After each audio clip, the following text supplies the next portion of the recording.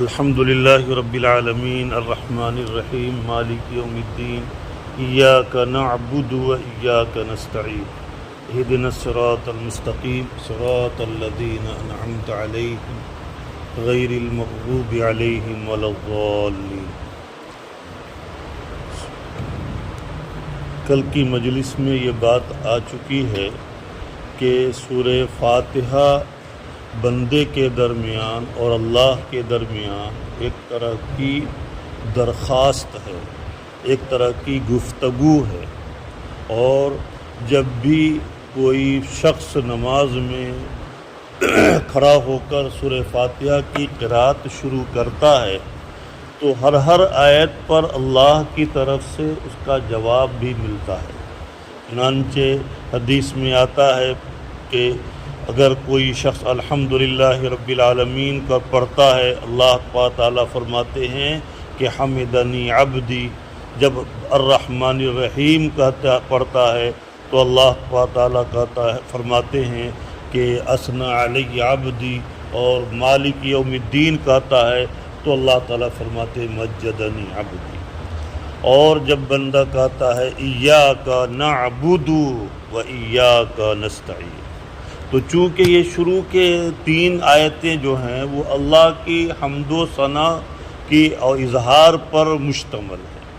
اس سے علماء نے، مفسرین نے یہ ایک ضابطہ بیان کیا ہے کہ جب بھی کسی سے کچھ مانگنا ہو، اللہ کی بارگاہ میں کوئی درخواست پیش کرنا ہو، کسی بڑے آدمی، بڑے افسر کے پاس جا کر کوئی درخواست پیش کرنا ہو، تو ضابطہ یہ ہے کہ پہلے اس کی تعریف جا کر کے کرو کہ بھائی آپ کی تو عنایتیں، آپ کی توجہ اور آپ کی جو ہے واقع آپ کی نظر کرم تمام لوگوں پر ایسی طریقے سے ان کی مختلف الفاظ میں تعریف کی جائے۔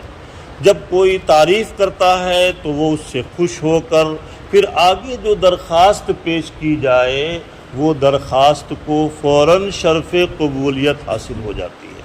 اللہ تعالیٰ نے اپنا معاملہ بھی اسی کے مطابق رکھا ہے، بندے کو مانگنے کا طریقہ بتلایا کہ دیکھو جب بھی تم کو کچھ مانگنا ہو پہلے میری تعریف کرو، میری بڑائی اور برتری کا اظہار کرو، اس وجہ سے کہ بڑائی اور برتری صرف اللہ کے لیے زیبا ہے، بندے کے لیے زیبا نہیں۔ گویا کہ ایاک نعبد میں اسی کا اظہار بھی ہے کہ اللہ ہم آپ ہی کی عبادت کرتے ہیں، ہم آپ کے غلام ہیں، ہم آپ کے بندے ہیں، اور آپ کی شان انتہائی ابتر اور انتہائی بڑی ہے، عظیم ہے۔ لہذا اور بندے کی شان یہ ہے کہ وہ اپنے آپ کو بالکل کمتر سمجھے۔ چنانچہ اللہ تعالیٰ اپنے بندوں کے اندر انتہائی عاجزی اور بے کسی کو دیکھنا پسند فرماتے ہیں۔ چنانچہ ایک حدیث میں ہے، اللہ کے نبی صلی اللہ علیہ وسلم نے فرمایا کہ من تواضع للہ رفعہ اللہ، جو خالص اللہ کی رضا اور اس کی خوشنودی کے لیے اپنے آپ کو کمتر سمجھے، اپنے آپ کو دوسروں کے مقابلے میں کمتر سمجھے، تواضع اختیار کرے، یعنی اپنے آپ کو دوسروں کے مقابلے میں کمتر سمجھے، تو اللہ رفعہ اللہ تعالیٰ اس کے مقام اور مرتبے کو بڑھا دے گا۔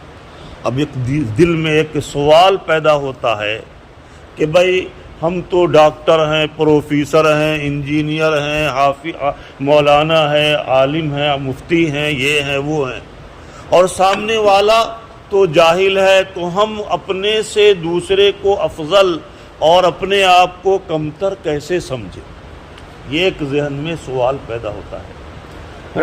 حضرت تھانوی علیہ الرحمہ نے اس کا جواب یہ دیا ہے کہ ہر انسان اپنی 24 گھنٹے کے حالات سے بخوبی واقف ہوتا ہے کہ بھائی ہم نے 24 گھنٹے میں کتنے اچھے کام کیے، کتنے برے کام کیے، کتنے گناہ کے کام کیے اور کتنے طاعت کے کام کیے۔ اپنے حالات کے بارے میں انسان اچھی طرح سے جانتا ہے۔ لیکن سامنے والے نے 24 گھنٹے کے اندر کتنا اچھا کام کیا کتنا برا کام کیا ہم اس سے واقف نہیں۔ تو گویا کہ ہم نے صبح سے شام تک کتنی مرتبہ جھوٹ بولا، کتنی مرتبہ بد نظری کی اور کتنے اور گناہ کیے، تو گویا کہ ہم اپنی نگاہ میں خطا کار، گناہ گار اور قصوروار ٹھہرے، اور سامنے والے کا کوئی گناہ ہماری نگاہ کے سامنے نہیں ہے، تو گویا کہ وہ ہماری نگاہ میں معصوم ہے۔ اب اس کا باطن کیسا ہے وہ تو اللہ، اس کا معاملہ تو اللہ کے ساتھ ہے، لیکن ہماری نگاہ میں تو وہ معصوم ہے اور ہم اپنی نگاہ میں گناہ گار ہیں، لہذا اس کا استحضار کر لے تو سامنے والے کو اپنے سے افضل سمجھنا آسان ہو جائے گا۔ اور اس طرح سے اس نہج سے دیکھا جائے تو ہر انسان کے مقابلے میں سامنے والا، اپنے مقابلے میں سامنے والا جو ہے بہتر اور افضل ہے، اور اگر اس کا استحضار ہو جائے تو دنیا کی ساری لڑائی ہی ختم ہو جائے، ساری لڑائی اور سارا جھگڑا ہی کرسی کا ہے کہ ہم افضل ہیں لہذا ہم کو یہ عہدہ ملنا چاہیے۔ لیکن ہر انسان یہ کہے کہ نہیں ہم ان سے کمتر ہیں اور وہ ہم سے بہتر ہیں، تو پھر وہ ہر طرح کے عہدے کے مستحق ہیں، ہم مستحق نہیں، سارا جھگڑا ختم۔ تو اللہ کے نبی نے فرمایا کہ من تواضع للہ رفعہ اللہ، جو اللہ کی رضا کے لیے اپنے آپ کو دوسروں سے کمتر سمجھے گا، اپنے آپ کو دوسروں سے باقی جو ہے کم سمجھے اور دوسروں کو اپنے سے افضل سمجھے گا، تو رفعہ اللہ، اللہ تعالیٰ اس کا مقام اور مرتبہ دنیا میں بھی بڑھا دیں گے، دنیا میں بھی لوگوں میں لوگ اس کو عزت کی نگاہ سے دیکھیں گے، اور مرنے کے بعد بھی اللہ تعالیٰ اس کو بلند مقام پہ جگہ عطا فرمائیں گے۔ کیوں؟ اس وجہ سے کہ اللہ کو تواضع، عاجزی، انکساری، بے کسی، بے بسی یہ بہت پسند ہے۔ اس کے برخلاف بڑائی اور برتری یہ اللہ کو پسند نہیں ہے۔ اللہ تعالیٰ فرماتے ہیں کہ الکبریاء ردائی، بڑائی اور برتری کا اظہار یہ میری مخصوص چادر ہے، لہذا جو بھی اس چادر کو کھینچنے کی کوشش کرے گا میں اس کو جہنم کی آگ میں ڈال دوں گا۔ چنانچہ ایک دوسری روایت میں ہے کہ اسی روایت کے اندر اسی حدیث میں آگے فرمایا ومن، اللہ کے نبی صلی اللہ علیہ وسلم نے کہ ومن تکبر وضعہ اللہ، جو اپنے آپ کو بڑا سمجھے گا، اپنی بڑائی اور برتری کا اظہار لوگوں کے سامنے کرتا رہے گا، تو اللہ تعالیٰ کیا کریں گے؟ اس کو ذلیل و خوار کر دیں گے، وضعہ اللہ، اس کو ذلیل و خوار کر دیں گے۔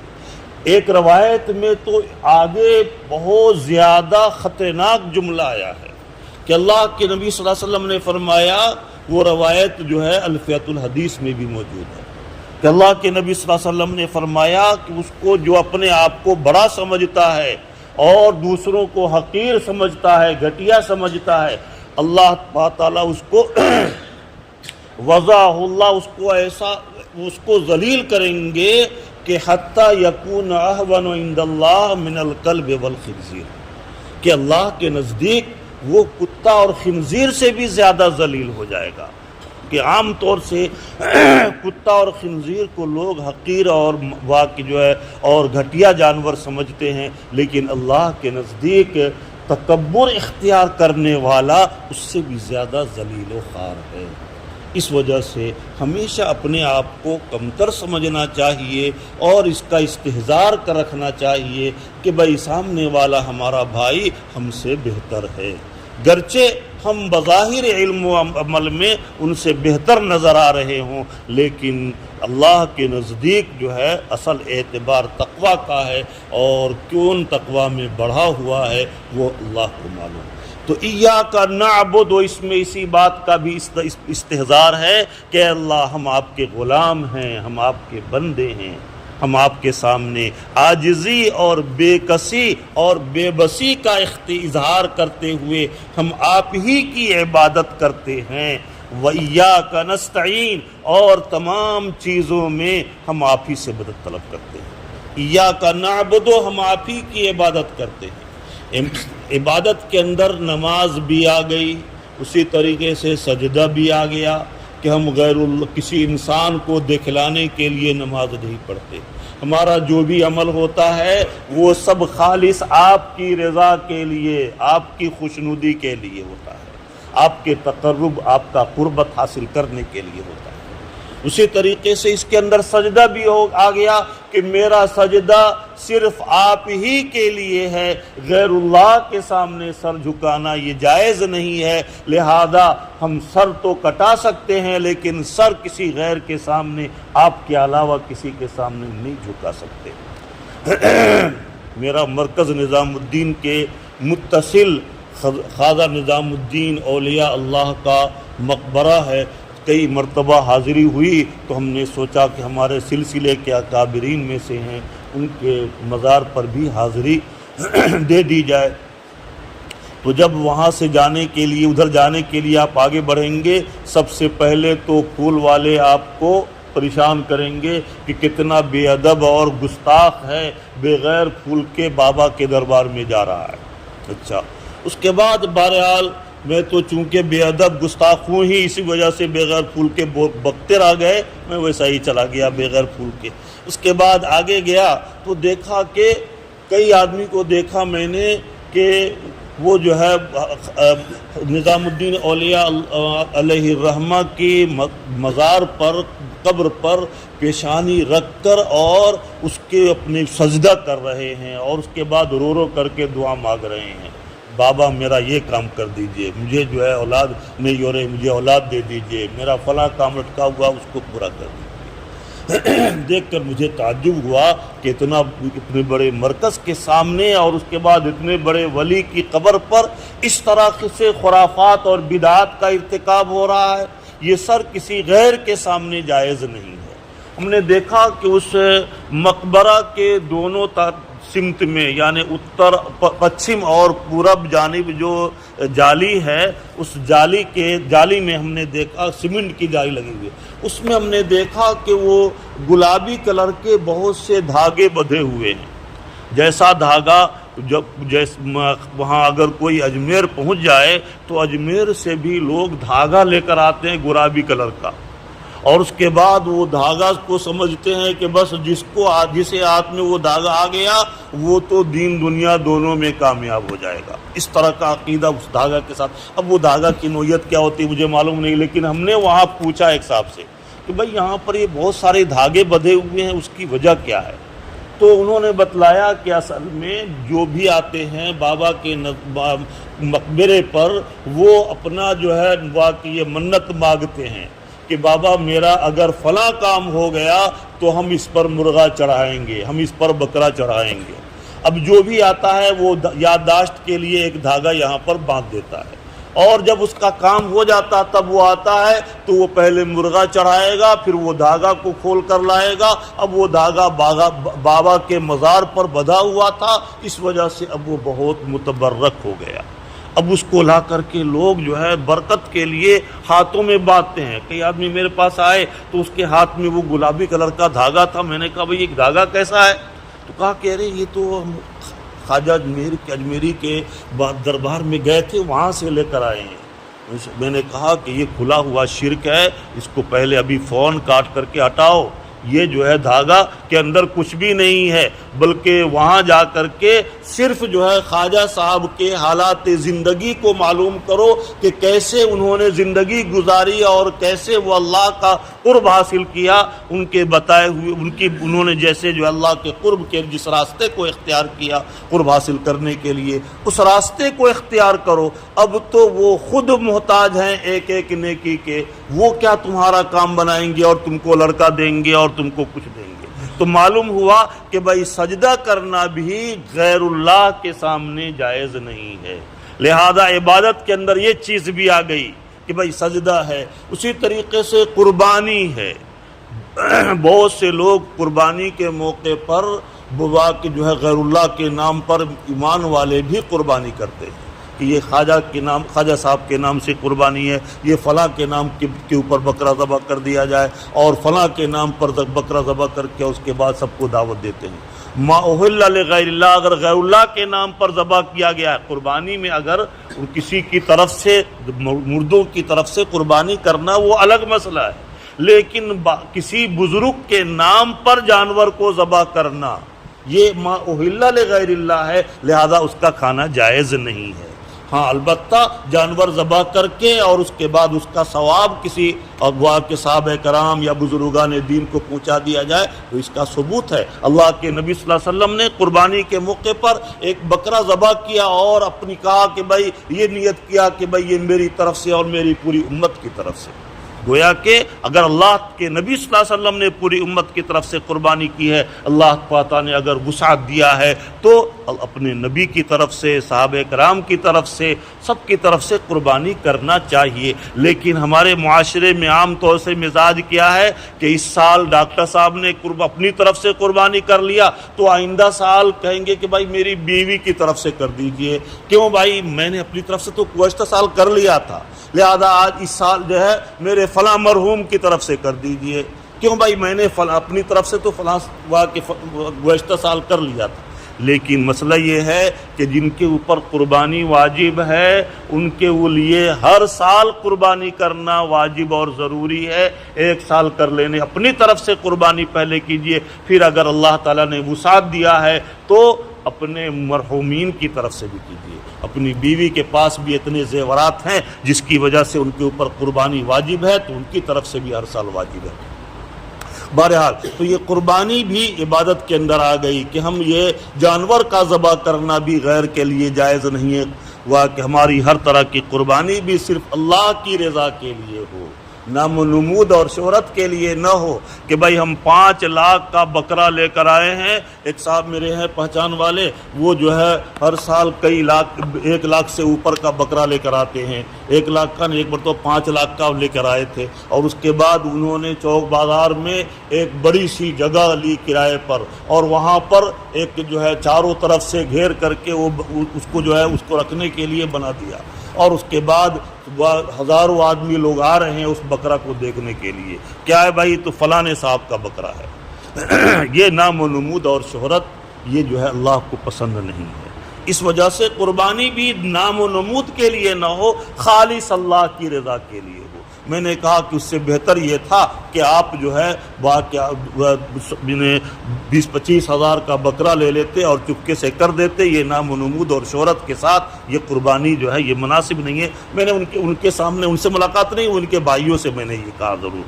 بہرحال تو قربانی یہ سب اللہ کے لیے ہی ہونا چاہیے۔ اسی طریقے سے نظر ہے، قسم ہے، نظر کے بانے یہ بھی عبادت میں شامل ہے۔ نظر کا مطلب یہ ہے کہ جس کو منت کہتے ہیں ہم لوگوں کی زبان میں، کہ اگر میرا فلاں کام ہو گیا تو ہم یہ کریں گے۔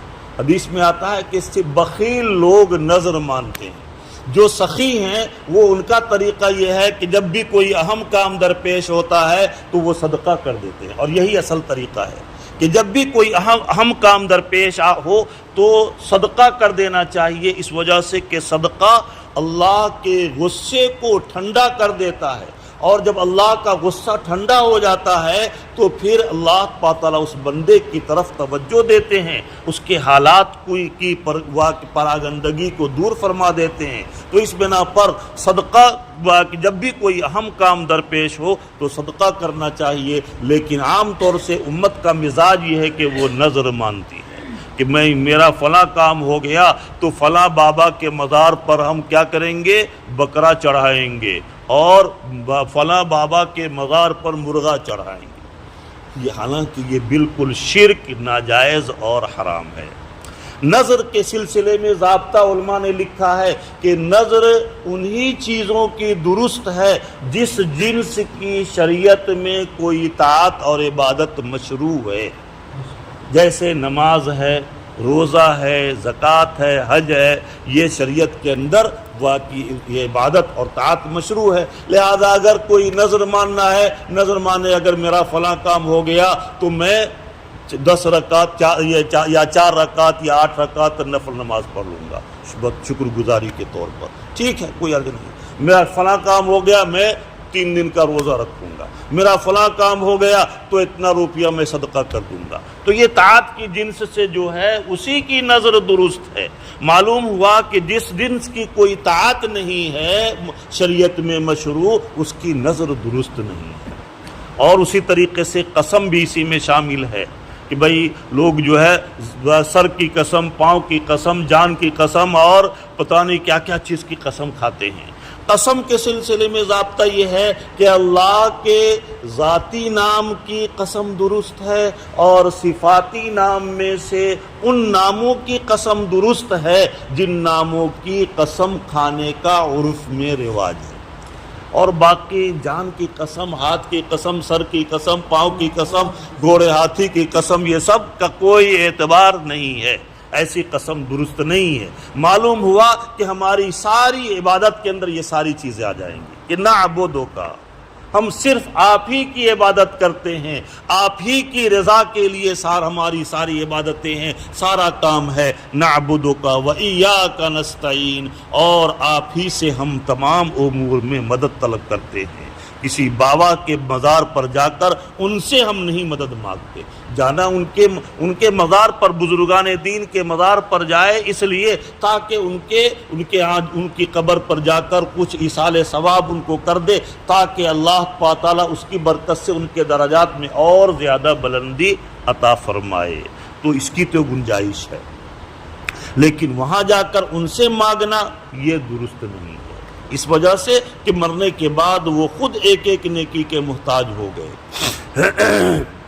بہت سے لوگ قبروں پر پھول چڑھاتے ہیں اور پھول چڑھانے کا یہ استدلال کرتے ہیں کہ حدیث میں آتا ہے کہ جب بھی کوئی پودا ہرا ہوتا ہے تو وہ تسبیح بیان کرتا ہے، تو لہذا ہم پھول اس وجہ سے چڑھاتے ہیں تاکہ اس تسبیح کی برکت سے گویا کہ ان کے درجات میں بلندی ہو۔ تو اس کا جواب یہ ہے کہ یہ روایت میں آتا ہے کہ پودا جو ہے جب تک کہ زمین سے لگا ہوا ہوتا ہے تو تمام پودے تسبیح پڑھتے ہیں، گھاس ہے، درخت ہے، یہ سب تسبیح پڑھتے ہیں۔ لیکن تسبیح کب پڑھتے ہیں ڈاکٹر صاحب؟ تسبیح جب زندہ ہو وہی نہ پڑھے گا، آپ سو جائیں گے تو پھر تسبیح کیسے پڑھیں گے؟ کوئی مر گیا تو تسبیح نہیں پڑھیں گے، زندہ ہیں تو ہی تسبیح پڑھیں گے۔ آپ نے گھاس کو کاٹ کر الگ کر دیا، پھول کو توڑ کر الگ کر دیا، تو اب زندہ ہے کہ مردہ ہے؟ مردہ تسبیح نہیں پڑھتا۔ معلوم ہوا کہ پھول جو ہے وہ ہم قبر پر چڑھائیں گے، وہ پھول تسبیح نہیں پڑھتا۔ ہاں درخت قبر پر کوئی پودا لگا دیں، اسی وجہ سے حدیث میں آیا ہے کہ قبر کے اوپر جو گھاس ہو اس کو کاٹنے سے منع کیا گیا ہے۔ کیوں؟ اس وجہ سے کہ وہ تسبیح پڑھتا ہے اور اس کے تسبیح کی برکت سے میت کے قبر کے عذاب میں تخفیف ہوتی ہے، اور اگر وہ نیک ہے تو ان کے درجات میں بلندی ہوتی ہے، اس وجہ سے۔ لیکن جب پھول کو ہم نے توڑ لیا درخت سے تو اب وہ مردہ ہو گیا، چاہے وہ ابھی سوکھا نہیں ہے لیکن وہ مردہ ہو گیا۔ جب مردہ ہو گیا تو اب وہ خود تسبیح نہیں پڑھتا، تسبیح کا سلسلہ اس کا موقوف ہو گیا، بند ہو گیا۔ لہذا اب پھول چڑھانے سے یہ تصور کرنا کہ بھائی یہ جو ہے تسبیح پڑھتے ہیں اور ان کی وجہ سے ان کے عذاب میں تخفیف ہوگی، یہ درست نہیں ہے۔ ایاک نعبد و ایاک نستعین، اے اللہ ہم آپ ہی کی عبادت کرتے ہیں اور تمام امور میں ہم آپ ہی سے مدد طلب کرتے ہیں۔ جب بندہ یہ پڑھتا ہے تو اللہ تعالیٰ کہتے ہیں ھذا بینی و بین عبدی۔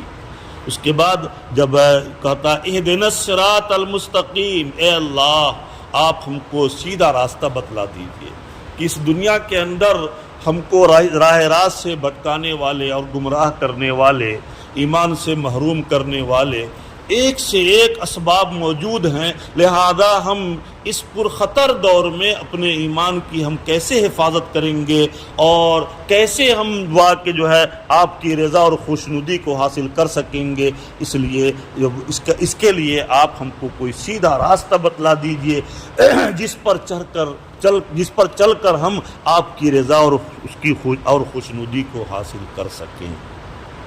چنانچہ جب بندہ یہ دعا کرتا ہے تو اللہ تعالیٰ فرماتے ہیں ھذا بینی و بین عبدی ولعبدی ما سال، میرے بندے تم نے ہدایت کا راستہ مانگا ہے، صراط مستقیم کی دعا کی ہے، درخواست کی ہے، ہم ضرور تمہاری درخواست کو پورا کریں گے اور ہم تم کو صراط مستقیم دیں گے۔ چنانچہ اللہ تعالیٰ نے یہ پورا قرآن نازل فرما دیا ہے، میرے بندے تم نے مجھ سے صراط مستقیم مانگا تھا، سیدھا راستہ مانگا تھا، یہ ہدایت نامہ ہے، یہ دستور حیات ہے، یہ صراط مستقیم ہے، اس پر چل کر تم دنیا میں بھی کامیاب رہو گے اور مرنے کے بعد بھی تم کامیاب زندگی گزارو گے۔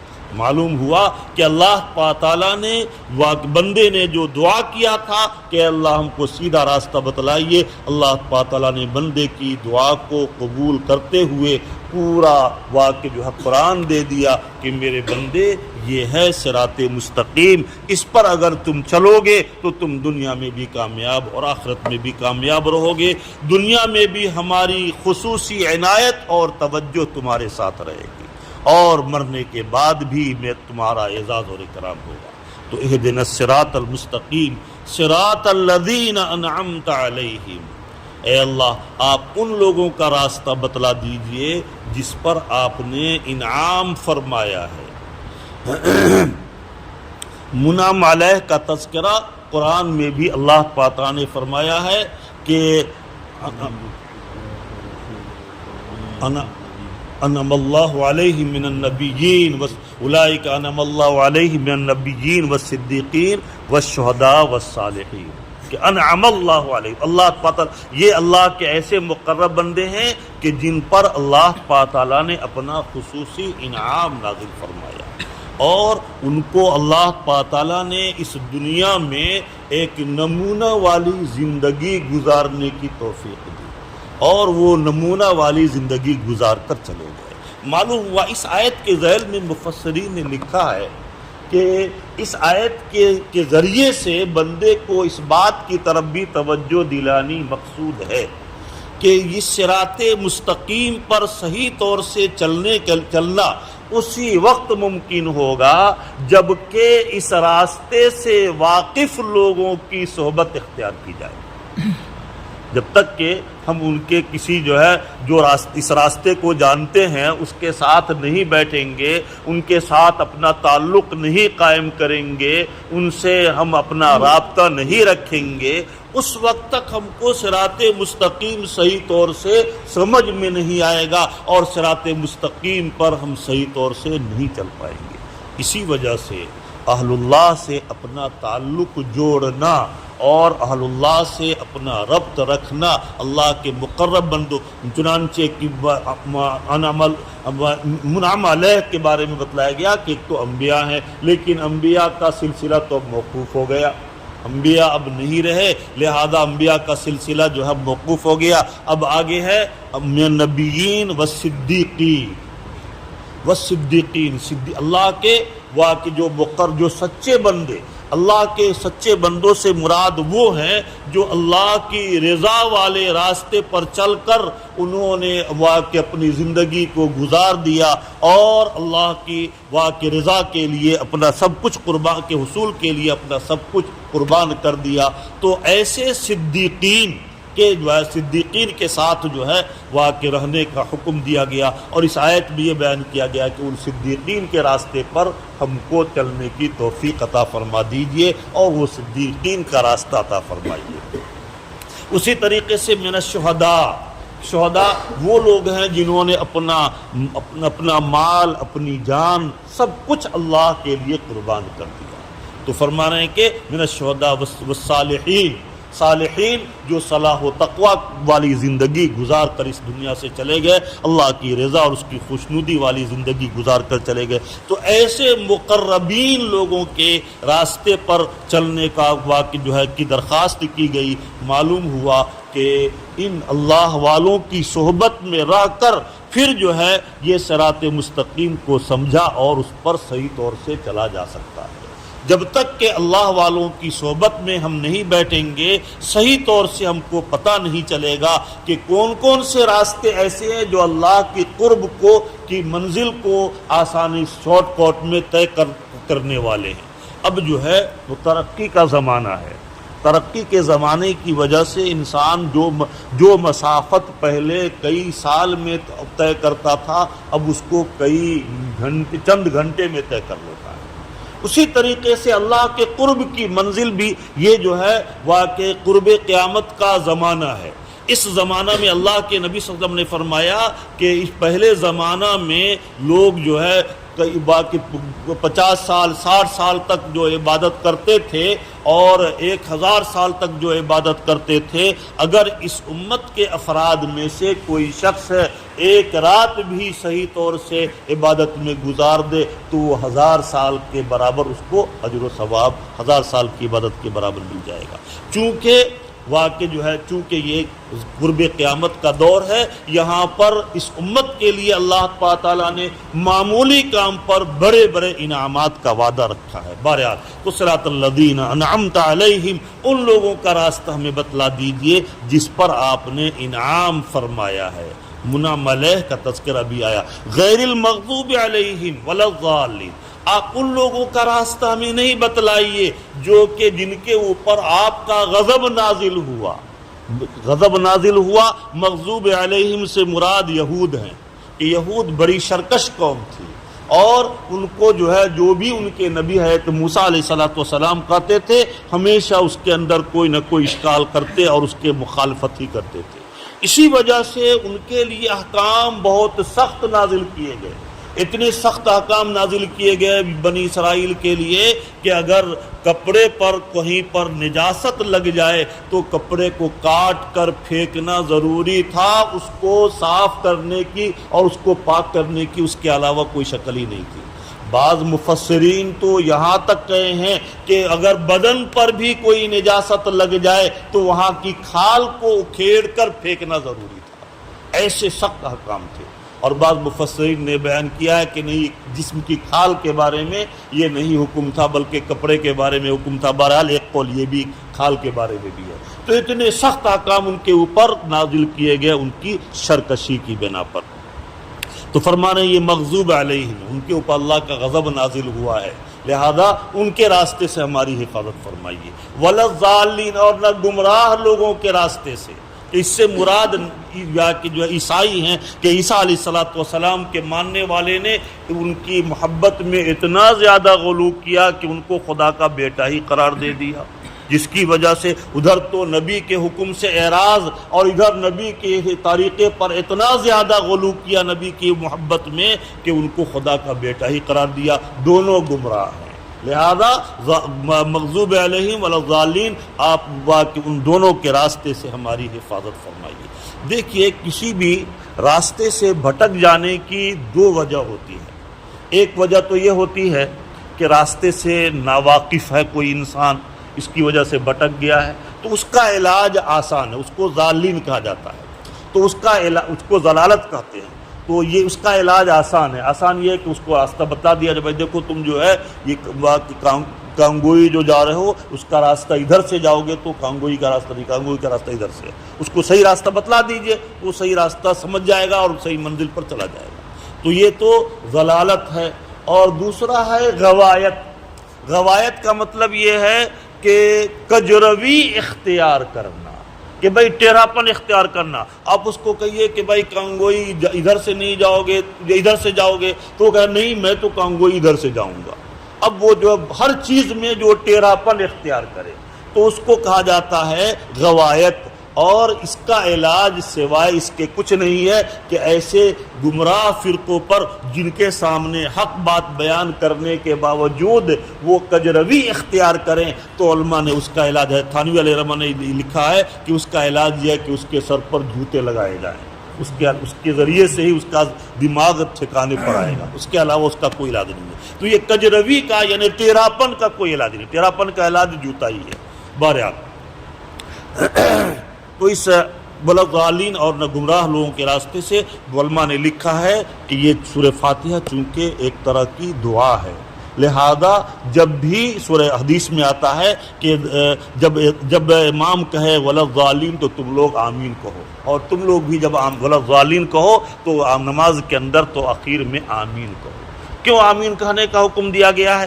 اس وجہ سے کہ آمین یہ سریانی زبان کا لفظ ہے اور اب یہ عربی زبان بن گیا ہے، اور یہ اس کا فل فارم ہے کیا؟ استجب دعاءنا، گویا کہ یہ شارٹ لفظ ہے آمین، اور اس کا فل فارم ہوگا استجب دعاءنا، اے اللہ ہم نے جو دعا کیا ہے آپ ہماری دعا کو قبول فرما لیجیے۔ اسی وجہ سے حضرت مولانا ہاشم صاحب دامت برکاتہم فرمایا کرتے تھے کہ جب عشاء کی نماز کے بعد 40 درود پڑھا جائے تو جو پڑھنے والا جب درود پڑھے تو ہر جملے پر آپ کیا کیجئے؟ آمین کہیے۔ تو گویا کہ آپ کی طرف سے بھی وہ دعا جملہ ہو جائے گا اور آپ بھی اس پڑھنے والوں کے برابر اجر و ثواب میں شریک ہو جائیں گے۔ تو انشاءاللہ آج سے پڑھیں گے نا، ہر جملے پر کیا پڑھیں گے؟ آمین، آہستہ، زور سے نہیں، آپ تو بہت زور سے پڑھ دیتے تو بہرحال تو آمین کہنا چاہیے۔ آمین کے معنی آتے ہیں استجب دعانا، اے اللہ ہماری دعا کو قبول فرما۔ اور دعا کے سلسلے میں علماء نے لکھا ہے کہ غایت درجے کی ادعوا ربکم تضرعا وخفیہ، عاجزی کے ساتھ اور آہستہ دعا ہونی چاہیے۔ لہذا دعا کے اندر اب دعا کے آداب کیا ہے اس سلسلے میں پھر انشاءاللہ آئندہ پھر کبھی بتائیں گے۔ دعا کے بھی کچھ آداب ہیں اور کن دعاؤں پر ہاتھ اٹھا کر مانگنے میں غایت درجے کی عاجزی پائی جاتی ہے، اور کن دعاؤں میں ہاتھ نہ اٹھانا بہتر ہے، اور کن دعاؤں میں ہاتھ اٹھانا افضل ہے۔ انشاءاللہ اس سلسلے میں پھر کبھی بیان کریں گے۔ اللہ تعالیٰ ہمیں اور آپ کو اپنی رضا اور محبت نصیب فرمائے اور اپنے وقت پر ہم حسن خاتمہ نصیب فرمائے، ماہ مبارک کی قدردانی کی توفیق عطا فرمائے، آمین۔